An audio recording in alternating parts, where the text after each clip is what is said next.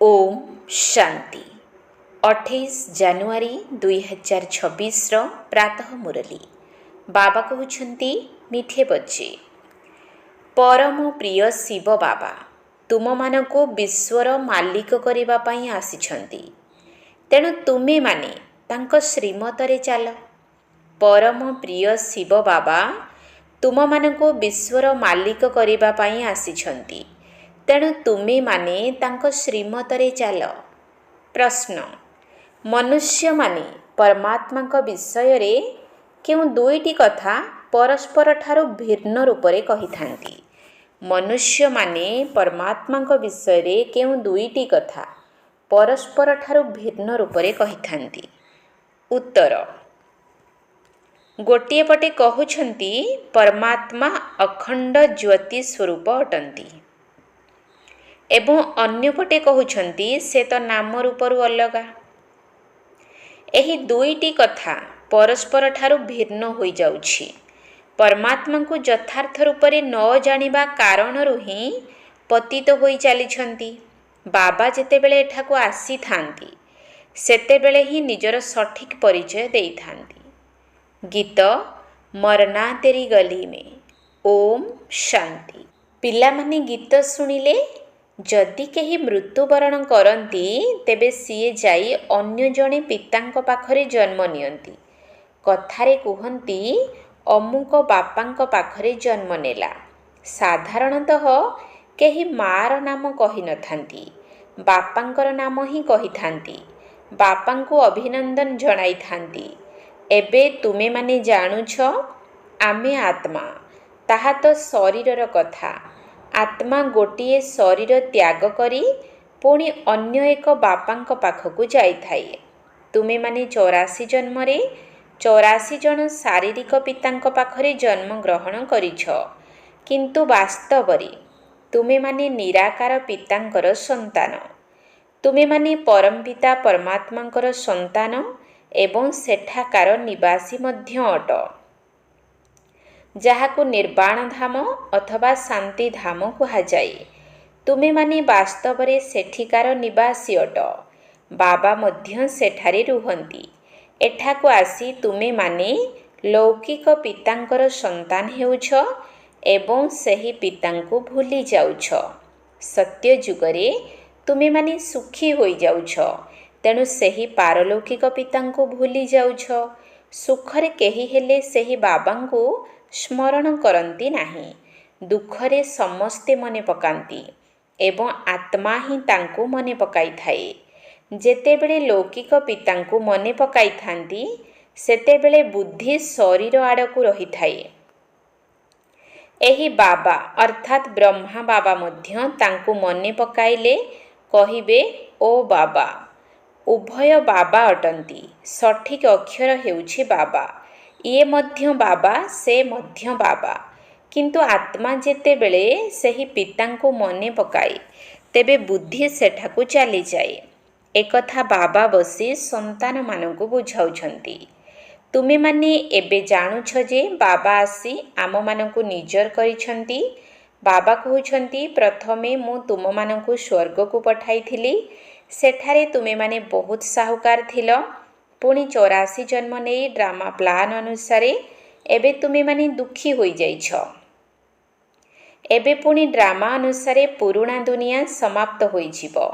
सेठारे तुम मानकर आत्मा एवं शरीर रूपी वस्त्र उभय सतोप्रधान थिला। पुणी जेतेबेले स्वर्णिम जुगरु रौप्य जुगकु आसिल सेतेबेले शरीर मध्य रौप्य जुगकु आसिला। पुणी ताम्र जुगकु आसिला। एबे तो तुमर आत्मा बिल्कुल पतित होई जाइछि, तेणु शरीर मध्य पतित होई जाइछि। जेपरि 14 क्यारेट सुना को केही भी पसंद करती नाही, ताहा कला पड़ी जाए। सेहीपरि तुमे माने मध्य एबे कला आयरन एजेड होई जाइछ। एबे आत्मा एवं शरीर उभय कला होई जाइछि। ताहा पुणी पवित्र किपरि हेबो? जेतेबेले आत्मा पवित्र होई जिवो सेतेबेले शरीर मध्य पवित्र मिलिबो। तेबे ताहा किपरि हेबो? कोन गंगा स्नान करिबा द्वारा? ना। डाकुछंती हे पतित पावन। एकथा आत्मा कहुछि। ଏବଂ ସେତେବେଳେ ବୁଦ୍ଧି ପାରଲୌକିକ ବାବାଙ୍କ ଆଡ଼କୁ ଚାଲି ଯାଇଥାଏ। ହେ ବାବା, ଦେଖ ଏହି ବାବା ଶବ୍ଦ କେତେ ମିଠା। ଭାରତରେ ହିଁ ବାବା ବାବା କହିଥାନ୍ତି। ଏବେ ତୁମେମାନେ ଆତ୍ମ ଅଭିମାନୀ ହୋଇ ବାବାଙ୍କର ହୋଇଛ। ବାବା କହୁଛନ୍ତି, ମୁଁ ତୁମମାନଙ୍କୁ ସ୍ୱର୍ଗକୁ ପଠାଇଥିଲି। ସେଠାରେ ତୁମେମାନେ ନୂଆ ଶରୀର ଧାରଣ କରିଥିଲ। ଏବେ ତୁମେମାନେ କ'ଣ ହୋଇଯାଇଛ? ଏକଥା ସର୍ବଦା ମନ ଭିତରେ ରହିବା ଉଚିତ। ସବୁବେଳେ ବାବାଙ୍କୁ ହିଁ ସ୍ମରଣ କରିବା ଉଚିତ। ସମସ୍ତେ ସ୍ମରଣ ମଧ୍ୟ କରୁଛନ୍ତି ନା, ହେ ବାବା, ଏବେ ଆମେ ପତିତ ହୋଇଯାଇଛୁ। ଆପଣ ଆସି ପବିତ୍ର କରନ୍ତୁ। ଡ୍ରାମାରେ ମଧ୍ୟ ଏହି ପାର୍ଟ ଅଛି, ତେଣୁ ତାଙ୍କୁ ସ୍ମରଣ କରୁଛନ୍ତି। ଡ୍ରାମା ପ୍ଲାନ୍ ଅନୁସାରେ ଆସିବେ ମଧ୍ୟ ସେତେବେଳେ ଯେତେବେଳେ ପୁରୁଣା ଦୁନିଆ ନୂଆ ହେବାକୁ ଥିବ। ତେବେ ନିଶ୍ଚିତ ସଙ୍ଗମ ଯୁଗରେ ହିଁ ଆସିବେ। ତୁମର ନିଶ୍ଚୟ ରହିଛି ଯେ ବାବା ହେଉଛନ୍ତି ମୋଷ୍ଟ ବେଲଭଡ୍, ଅର୍ଥାତ୍ ପ୍ରିୟତମ। ଏଭଳି ମଧ୍ୟ କହିଥାନ୍ତି ସୁଇଟ୍, ସୁଇଟର, ସୁଇଟେଷ୍ଟ। ତେବେ ସବୁଠାରୁ ମିଠା କିଏ? ଲୌକିକ ସମ୍ବନ୍ଧରେ ପ୍ରଥମେ ହେଉଛନ୍ତି ପିତା, ଯିଏକି ଜନ୍ମ ଦେଇଥାନ୍ତି। ତାପରେ ଶିକ୍ଷକ, ସିଏ ମଧ୍ୟ ବହୁତ ଭଲ। ତାଙ୍କଠାରୁ ପାଠ ପଢ଼ି ଉଚ୍ଚ ପଦ ପାଉଛ। ଜ୍ଞାନକୁ ରୋଜଗାରର ବାଟ ବୋଲି କୁହାଯାଇଥାଏ। ଜ୍ଞାନ ଅର୍ଥାତ୍ ନଲେଜ। ଯୋଗ ଅର୍ଥାତ୍ ସ୍ମୃତି। ବେହଦ୍ର ବାବା, ଯିଏକି ତୁମମାନଙ୍କୁ ସ୍ୱର୍ଗର ମାଲିକ କରିଥିଲେ, ତାଙ୍କୁ ଏବେ ତୁମେମାନେ ଭୁଲି ଯାଇଛ। ଶିବ ବାବା କିପରି ଆସନ୍ତି କେହି ଜାଣିନାହାନ୍ତି। ଚିତ୍ରରେ ମଧ୍ୟ ସ୍ପଷ୍ଟ ଦେଖାଯାଇଛି। ଶିବ ବାବା ବ୍ରହ୍ମାଙ୍କ ଦ୍ୱାରା ସ୍ଥାପନା କରୁଛନ୍ତି। ଶ୍ରୀକୃଷ୍ଣ କିପରି ରାଜଯୋଗ ଶିଖାଇବେ? ରାଜଯୋଗ ତ ସତ୍ୟଯୁଗ ପାଇଁ ଶିଖାଇଥାନ୍ତି। ତେବେ ନିଶ୍ଚିତ ଭାବରେ ସଙ୍ଗମ ଯୁଗରେ ବାବା ହିଁ ଶିଖାଇଥିବେ। ସତ୍ୟଯୁଗର ସ୍ଥାପନକର୍ତ୍ତା ହେଉଛନ୍ତି ବାବା। ଶିବ ବାବା ଏହାଙ୍କ ଦ୍ୱାରା ସ୍ୱର୍ଗର ସ୍ଥାପନା କରୁଛନ୍ତି। କରନ୍ କରାବନହାର ଅଟନ୍ତି ନା। ମନୁଷ୍ୟମାନେ ତ୍ରିମୂର୍ତ୍ତି ବ୍ରହ୍ମା ବୋଲି କହିଦେଉଛନ୍ତି। ବାସ୍ତବରେ ଉଚ୍ଚରୁ ଉଚ୍ଚ ହେଉଛନ୍ତି ଶିବ। ଇଏ ହେଲେ ସାକାର, ସେ ନିରାକାର। ସୃଷ୍ଟି ଏହିଠାରେ ହିଁ ରହିଛି। ଏହି ସୃଷ୍ଟି ରୂପୀ ଚକ୍ର ଯାହାକି ଘୂରି ଚାଲିଛି, ତାହା ଦ୍ୱାରା ପୁନରାବୃତ୍ତି ହେବାରେ ଲାଗିଛି। ସୂକ୍ଷ୍ମ ଲୋକର ସୃଷ୍ଟିଚକ୍ରର ଗାୟନ କରାଯାଏ ନାହିଁ। ମନୁଷ୍ୟ ସୃଷ୍ଟିରୂପୀ ବିଶ୍ୱରେ ଇତିହାସ ଭୂଗୋଳର ପୁନରାବୃତ୍ତି ହୁଏ। ସୂକ୍ଷ୍ମ ଲୋକରେ କୌଣସି ଚକ୍ର ଆଦି ନଥାଏ। ଗାୟନ ମଧ୍ୟ କରିଥାନ୍ତି ବିଶ୍ୱର ଇତିହାସ ଭୂଗୋଳର ପୁନରାବୃତ୍ତି। ତାହା ହେଉଛି ଏହି ମନୁଷ୍ୟ ସୃଷ୍ଟିର କଥା। ସତ୍ୟଯୁଗ, ତ୍ରେତାଯୁଗ ମଝିରେ ନିଶ୍ଚିତ ସଙ୍ଗମ ଯୁଗ ହେବା ଦରକାର। ନଚେତ୍ କଳିଯୁଗକୁ ସତ୍ୟଯୁଗ କିଏ କରାଇବ? ନର୍କବାସୀମାନଙ୍କୁ ସ୍ୱର୍ଗବାସୀ କରିବା ପାଇଁ ବାବା ଏହି ସଙ୍ଗମ ଯୁଗରେ ଆସନ୍ତି। ଇଏ ତ ହାଇଏଷ୍ଟ ଅଥୋରିଟି ଅର୍ଥାତ୍ ଗଡ୍ ଫାଦରଲି ଗଭର୍ଣ୍ଣମେଣ୍ଟ। ସର୍ବଶକ୍ତିର ଅଧିକାରୀ ଈଶ୍ୱର ପିତାଙ୍କର ସରକାର ଅଟେ। ତା ସହିତ ଧର୍ମରାଜ ମଧ୍ୟ ଅଟନ୍ତି। ଆତ୍ମା କହୁଛି, ମୁଁ ନିର୍ଗୁଣ, ମୋଠାରେ କୌଣସି ଗୁଣ ନାହିଁ। କୌଣସି ବି ଦେବତାଙ୍କ ମନ୍ଦିରକୁ ଯାଇ ଏହି କଥା କହିଥାନ୍ତି। ବାସ୍ତବରେ ଏକଥା ବାବାଙ୍କୁ କହିବା ଦରକାର। ତାଙ୍କୁ ଛାଡ଼ି ଭାଇମାନଙ୍କୁ ଅର୍ଥାତ୍ ଦେବତାମାନଙ୍କୁ କହୁଛନ୍ତି। ଦେବତାମାନେ ହେଲେ ଭାଇ। ଭାଇଠାରୁ ତ କିଛି ହେଲେ ମିଳିବାର ନାହିଁ। ଭାଇମାନଙ୍କର ପୂଜା କରି କରି ତଳକୁ ଖସି ଆସିଛନ୍ତି। ଏବେ ତୁମେମାନେ ଜାଣୁଛ ବାବା ଏଠାକୁ ଆସିଛନ୍ତି, ତାଙ୍କଠାରୁ ଆମମାନଙ୍କୁ ବର୍ଷା ମିଳୁଛି। ବାବାଙ୍କୁ ହିଁ ଜାଣିନାହାନ୍ତି, ତେଣୁ ସର୍ବବ୍ୟାପୀ କହିଦେଉଛନ୍ତି। କେହି ପୁଣି କହୁଛନ୍ତି ଭଗବାନ ଅଖଣ୍ଡ ଜ୍ୟୋତି ତତ୍ତ୍ୱ ଅଟନ୍ତି। କେହି ପୁଣି କହୁଛନ୍ତି ସେ ନାମ ରୂପରୁ ଅଲଗା। ଯଦି ସିଏ ଅଖଣ୍ଡ ଜ୍ୟୋତି ସ୍ୱରୂପ, ତେବେ ପୁଣି ନାମ ରୂପରୁ ଅଲଗା କିପରି କହୁଛ? ବାବାଙ୍କୁ ନ ଜାଣିବା କାରଣରୁ ସମସ୍ତେ ପତିତ ହୋଇଯାଇଛନ୍ତି। ବାସ୍ତବରେ ସମସ୍ତଙ୍କୁ ତମୋପ୍ରଧାନ ମଧ୍ୟ ହେବାକୁ ପଡ଼ିବ। ପୁଣି ଯେତେବେଳେ ବାବା ଆସୁଛନ୍ତି, ସମସ୍ତଙ୍କୁ ସତୋପ୍ରଧାନ କରୁଛନ୍ତି। ସବୁ ଆତ୍ମା ନିରାକାରୀ ଦୁନିଆରେ ବାବାଙ୍କ ସାଥିରେ ରହିଥାନ୍ତି। ପୁଣି ଏଠାକୁ ଆସି ସତୋ, ରଜୋ, ତମୋର ପାଠ କରିଥାନ୍ତି। ତେବେ ଆତ୍ମା ହିଁ ବାବାଙ୍କୁ ସ୍ମରଣ କରୁଛି। ବାବା ଏଠାକୁ ଆସି କହୁଛନ୍ତି, ମୁଁ ବ୍ରହ୍ମାଙ୍କ ଶରୀରର ଆଧାର ନେଉଛି। ଇଏ ହେଉଛନ୍ତି ଭାଗ୍ୟଶାଳୀ ରଥ। ବିନା ଆତ୍ମାରେ କ'ଣ ରଥ ଥାଏ କି? ଏବେ ତୁମମାନଙ୍କୁ ବୁଝାଇ ଦିଆଯାଉଛି ଯେ ଏହା ହେଉଛି ଜ୍ଞାନର ବର୍ଷା। ଏହା ହେଲା ଜ୍ଞାନ। ଏହାଦ୍ୱାରା କ'ଣ ହେଉଛି? ଦୁନିଆ ପତିତରୁ ପାବନ ହେଉଛି। ସତ୍ୟଯୁଗରେ ମଧ୍ୟ ଗଙ୍ଗା ନଦୀ ଏବଂ ଯମୁନା ନଦୀ ରହିବ। କହନ୍ତି ଶ୍ରୀକୃଷ୍ଣ ଯମୁନା କୂଳରେ ଖେଳାଖେଳି କରୁଥିଲେ। ବାସ୍ତବରେ ଏପରି କୌଣସି କଥା ନାହିଁ। ସିଏ ତ ସତ୍ୟଯୁଗର ରାଜକୁମାର ଅଟନ୍ତି। ତାଙ୍କର ବହୁତ ଭଲ ଭାବରେ ଲାଳନ ପାଳନ ହୋଇଥାଏ, କାରଣ ସିଏ ଫୁଲ ଅର୍ଥାତ୍ ସମ୍ପୂର୍ଣ୍ଣ ପବିତ୍ର ଅଟନ୍ତି। ଫୁଲ କେତେ ସୁନ୍ଦର ହୋଇଥାଏ। ସମସ୍ତେ ଫୁଲର ସୁଗନ୍ଧ ନେଇଥାନ୍ତି। କଣ୍ଟାରୁ କ'ଣ କେହି ସୁଗନ୍ଧ ନେବେ କି? ଏବେ ତ ଏହା କଣ୍ଟାର ଦୁନିଆ ଅଟେ। ଏହି କଣ୍ଟାର ଜଙ୍ଗଲକୁ ବାବା ଆସି ଫୁଲର ବଗିଚା କରୁଛନ୍ତି। ସେଥିପାଇଁ ତାଙ୍କର ବବୁଲନାଥ ନାମ ରହିଛି। ସେ କଣ୍ଟାକୁ ଫୁଲ କରନ୍ତି। ସେଥିପାଇଁ ତାଙ୍କର ମହିମାର ଗାୟନ କରାଯାଏ। କଣ୍ଟାକୁ ଫୁଲ କରୁଥିବା ବାବା। ତେବେ ତୁମର ବାବାଙ୍କ ସହିତ କେତେ ସ୍ନେହ ରହିବା ଉଚିତ। ସେହି ଲୌକିକ ପିତା ତ ତୁମମାନଙ୍କୁ ବିକାରୀ କରି ଦେଇଥାନ୍ତି। ଏହି ବାବା 21 ଜନ୍ମ ନିମନ୍ତେ ତୁମକୁ ବିକାରରୁ ମୁକ୍ତ କରି ପବିତ୍ର କରୁଛନ୍ତି। ଲୌକିକ ପିତା ତୁମକୁ ପତିତ କରାଉଛନ୍ତି। ସେଥିପାଇଁ ତ ଲୌକିକ ପିତା ଥାଇ ମଧ୍ୟ ପାରଲୌକିକ ପିତାଙ୍କୁ ଆତ୍ମା ମନେ ପକାଇଥାଏ।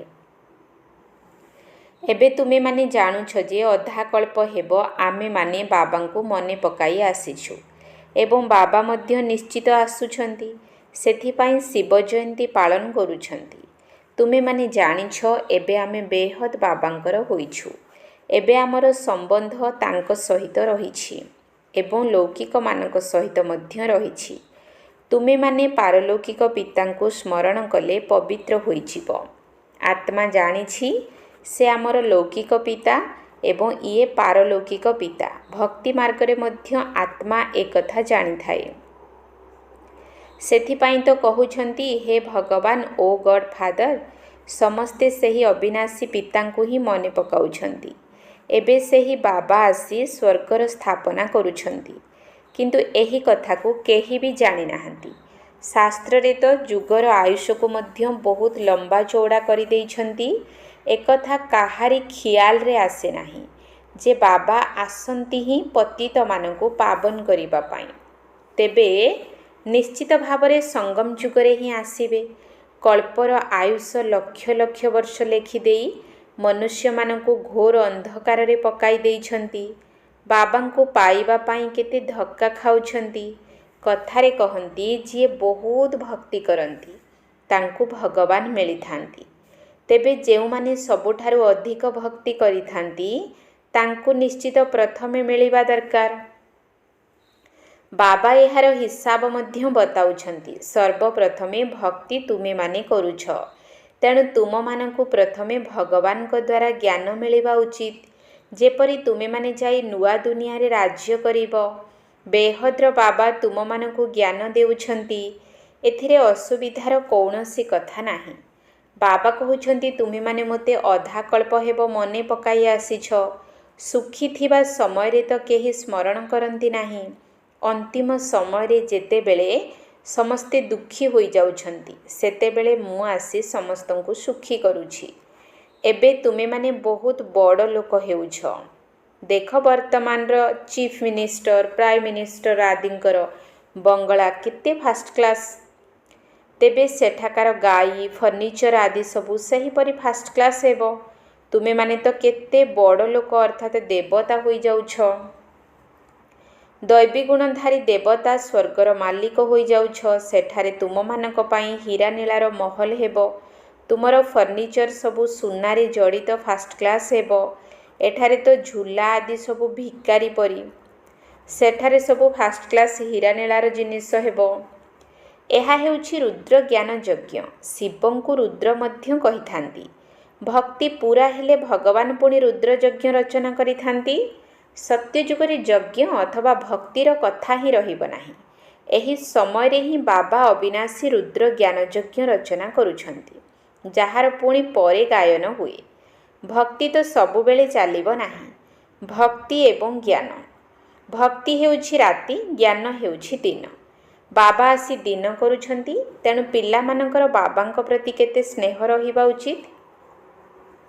ବାବା ଆମକୁ ବିଶ୍ୱର ମାଲିକ କରୁଛନ୍ତି। ମୋଷ୍ଟ ବେଲୁଏଟ୍ एकमात्र बाबा ही अटंती।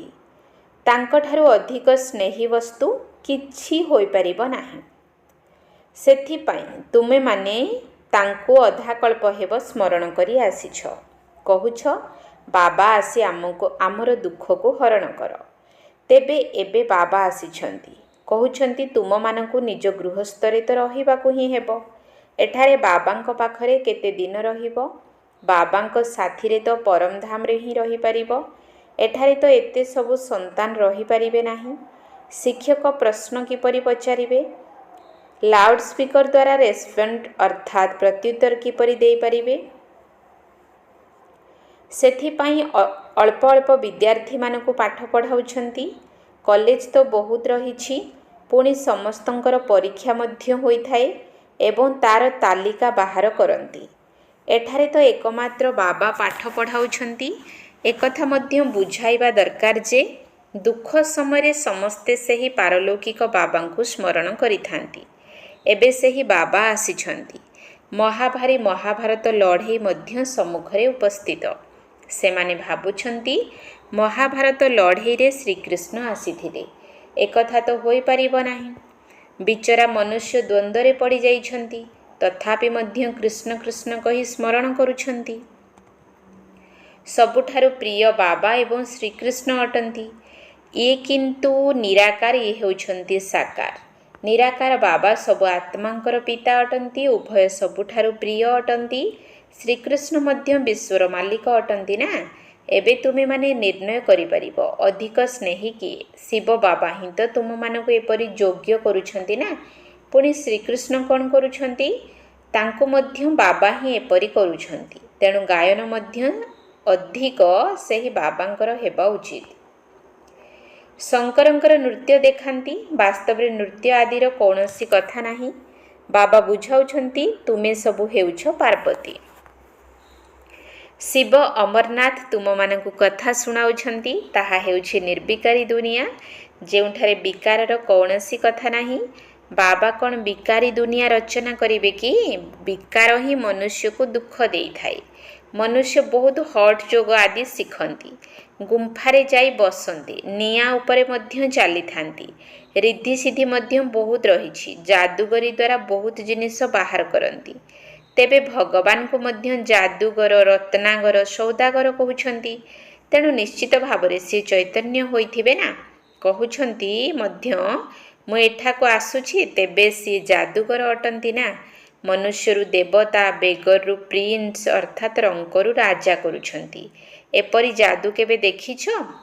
अच्छा मीठा मीठा सिकिल धे संतान मानक प्रति माता पिता बापदादांकर मधुर स्नेह संपन्न शुभेच्छा एवं सुप्रभात। आत्मिक पितांकर आत्मिक संतान मानकु नमस्ते। आत्मिक संतान मानकर आत्मिक बापदादांकु नमस्ते नमस्ते नमस्ते सुप्रभात। धारणा पाई मुख्य सार 1 नंबर पॉइंट फुलर बगीचा को जीवाकु हेबो।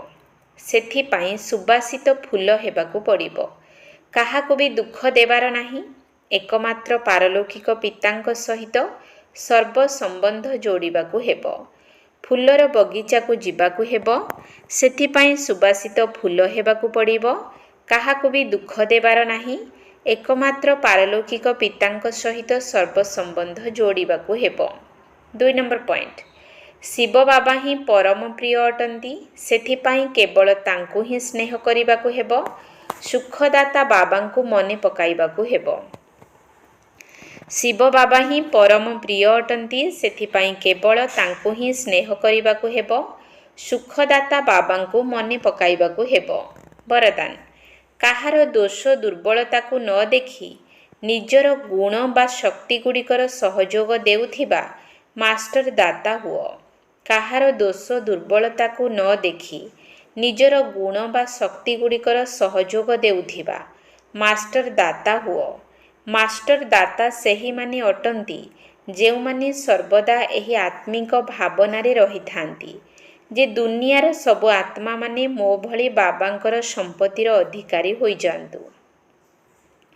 सेमाने काहार भी कमी कमजोरी को न देखी निजे धारण करिथिबा गुण बा शक्ति गुड़िकर सहयोग देई थांती। ଇଏ ତ ଏହିଭଳି ହିଁ ଅଟନ୍ତି। ଏଭଳି ଭାବନା ନ ରଖି ମୁଁ ଏହାକୁ ମଧ୍ୟ ବାବାଙ୍କ ସମାନ କରିବି, ଏହିଭଳି ଶୁଭ ଭାବନା ରହୁ। ଏହା ସହିତ ଏହି ଶ୍ରେଷ୍ଠ କାମନା ମଧ୍ୟ ରହୁ ଯେ ଦୁନିଆର ସର୍ବ ଆତ୍ମାମାନେ କାଙ୍ଗାଳ, ଦୁଃଖୀ, ଅଶାନ୍ତରୁ ସଦା ଶାନ୍ତ, ସଦା ସୁଖୀ ତଥା ମାଲାମାଲ ହୋଇଯାଆନ୍ତୁ। ତେବେ କୁହାଯିବ ମାଷ୍ଟର ଦାତା। ସ୍ଲୋଗାନ: ମନ, ବଚନ, କର୍ମ ଦ୍ୱାରା ସେବା କରୁଥିବା ଆତ୍ମାମାନେ ହିଁ ନିରନ୍ତର ସେବାଧାରୀ ଅଟନ୍ତି। ସେମାନଙ୍କର ପ୍ରତିଟି ନିଶ୍ୱାସରେ ସେବା ସମାହିତ ଅଟେ। ମନ, ବଚନ, କର୍ମ ଦ୍ୱାରା ସେବା କରୁଥିବା ଆତ୍ମାମାନେ ହିଁ ନିରନ୍ତର ସେବାଧାରୀ ଅଟନ୍ତି। ସେମାନଙ୍କର ପ୍ରତିଟି ନିଶ୍ୱାସରେ ସେବା ସମାହିତ ଅଟେ। ଅବ୍ୟକ୍ତ ଇସାରା: ଏହି ଅବ୍ୟକ୍ତି ମାସରେ ବନ୍ଧନମୁକ୍ତ ହୋଇ ଜୀବନମୁକ୍ତ ସ୍ଥିତିର ଅନୁଭବ କର। ପ୍ରଥମେ ନିଜର ଦେହଠାରୁ, ଦେହର ସମ୍ବନ୍ଧଗୁଡ଼ିକ ଠାରୁ ଏବଂ ପୁରୁଣା ଦୁନିଆର ସ୍ମୃତିଠାରୁ ମୁକ୍ତ ହୁଅ। ଯେତେବେଳେ ଏହିଭଳି ମୁକ୍ତ ଅବସ୍ଥାର ଅନୁଭବ କରିବ, ସେତେବେଳେ ହିଁ ଜୀବନ ମୁକ୍ତିର ଅନୁଭବ ସ୍ୱତଃ ହିଁ ହେବାକୁ ଲାଗିବ।